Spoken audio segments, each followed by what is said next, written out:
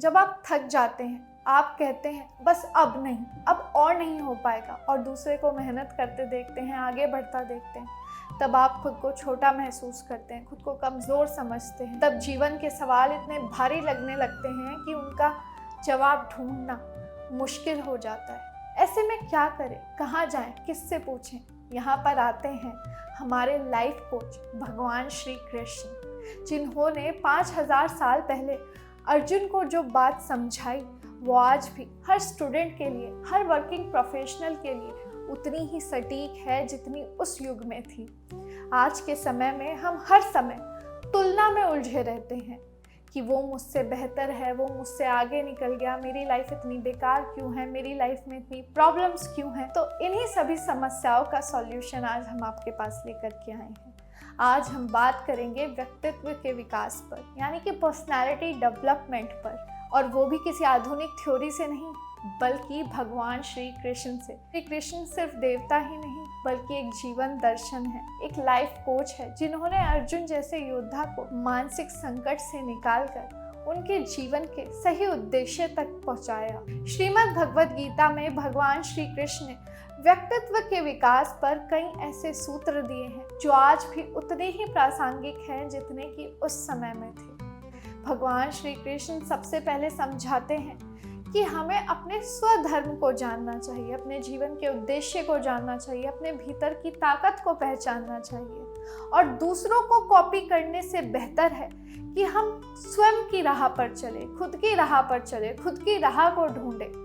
आज के समय में हम क्या करते हैं, हम दूसरों को कॉपी करने की कोशिश करते हैं। हम सोशल मीडिया पर किसी की तरक्की देखकर खुद को कमतर महसूस करते हैं।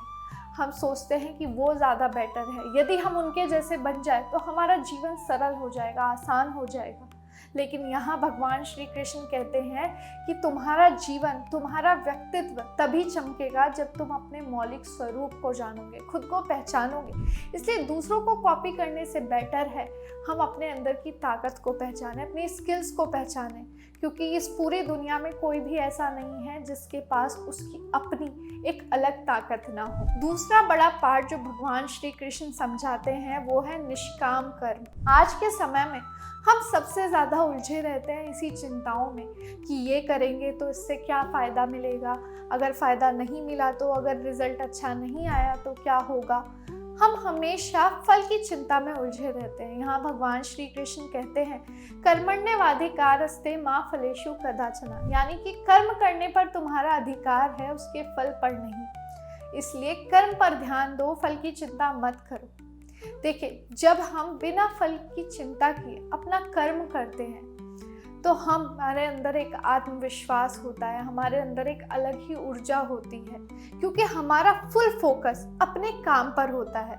और फल भी तो तभी मिलेगा जब हमारा फुल फोकस काम पे होगा। यदि हम चिंता में ही उलझे रहेंगे कि ये करेंगे तो कैसा होगा, वैसा होगा, ऐसा होगा, कैसा होगा, हमारे जीवन में बहुत सी डिफिकल्टीज आएंगी जिन्हें फेस करना बहुत मुश्किल हो जाएगा। इसलिए कर्म करते रहिए, करते रहिए, करते रहिए, और आपको उसका रिजल्ट अवश्य मिलेगा, लेकिन उसका लालच मत रखिए। तीसरा सिद्धांत जो भगवान श्री कृष्ण ने दिया वो है मन की स्थिरता और आत्म संयम। आज का इंसान बाहर की दुनिया से नहीं हारता बल्कि अपने मन की चंचलता से हारता है, अपने मन में चल रहे ऊट पटांग विचारों से हारता है, लोभ, लालच, मोह, माया।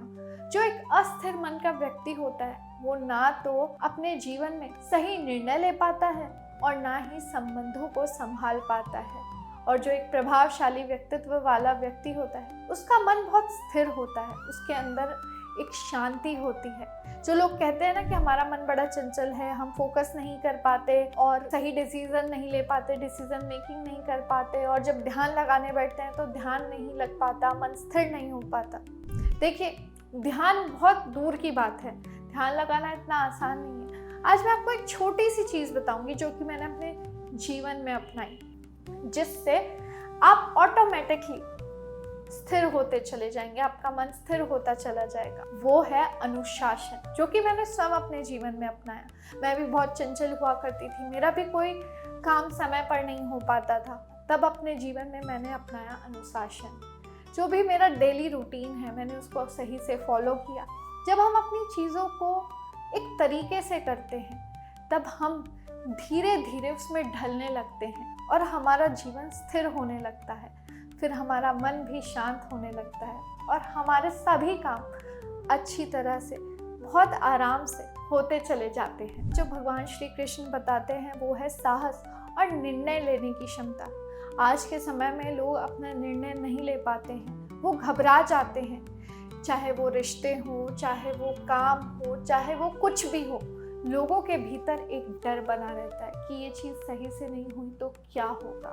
यहाँ पर भगवान श्री कृष्ण अर्जुन को समझाते हैं कि जो भी निर्णय लो उस पर अडिग रहो। तुम हारोगे, तुमसे गलती होगी, तुम्हारा निर्णय गलत हो सकता है, लेकिन अगर तुमने निर्णय लेना ही छोड़ दिया तो तुम ठहर जाओगे। हमें ठहरना नहीं है। जो करेजियस व्यक्ति होता है वो एक मैग्नेट की तरह लोगों को अपनी तरफ आकर्षक करता है। उसका व्यक्तित्व बहुत ही ज़्यादा प्रभावशाली हो जाता है। पांचवा सिद्धांत जो भगवान श्री कृष्ण समझाते हैं वो है समत्व भाव, यानी कि हर परिस्थिति में नॉर्मल रहना, नॉर्मलाइज करना, ना खुशी में ज़्यादा खुश होना, ना दुख में ज़्यादा दुख होना। आज के समय में हमें आलोचना भी झेलनी पड़ती है और बहुत सारी कमियां भी हमारे अंदर निकाली जाती है। कभी कभी हमारे जीवन में बहुत से खुशी के क्षण भी आते हैं जिसमें हमारी तारीफ़ें भी की जाती हैं, लेकिन हमें उस खुशी में ना तो ज़्यादा खुश होना है और ना ही दुख में ज़्यादा दुखी। यही समत्व भाव है। ऐसा व्यक्ति ही लीडर बनता है जो परिस्थिति के अनुसार खुद को ढालना जानता हो, जो इन परिस्थितियों को हैंडल करना जानता हो। लेकिन आज की सबसे ज़्यादा रेयर क्वालिटी है सोशल स्टेबिलिटी। आज हम खुद को स्टेबल नहीं कर पा रहे हैं क्योंकि हमारा मन डगमगाता रहता है, क्योंकि हम दुख को इतना दुख की तरह ले लेते हैं कि इससे बड़ा दुख क्या ही होगा। लेकिन ऐसा नहीं है। अपने जीवन को एक दर्शक की तरह जियो। अपने जीवन को ऐसे देखो कि ये कोई रंगमंच पर एक पिक्चर चल रही है और हम इसके दर्शक हैं, तो जीवन जीना बहुत आसान हो जाएगा, एक स्टेबिलिटी मेंटेन रहेगी। तो मित्रों, आपको आज की ये पर्सनैलिटी डेवलपमेंट की वीडियो कैसी लगी हमें कमेंट्स में ज़रूर बताइएगा, और आपके लिए ऐसी और भी वीडियोस हम लाते रहेंगे ताकि हर कोई खुश रहे, अपने जीवन में आगे बढ़ता रहे। जैसे कि हम जानते हैं कि the ultimate goal of life is happiness. खुश रहना ही हमारा जीवन का उद्देश्य है। जय श्री राम।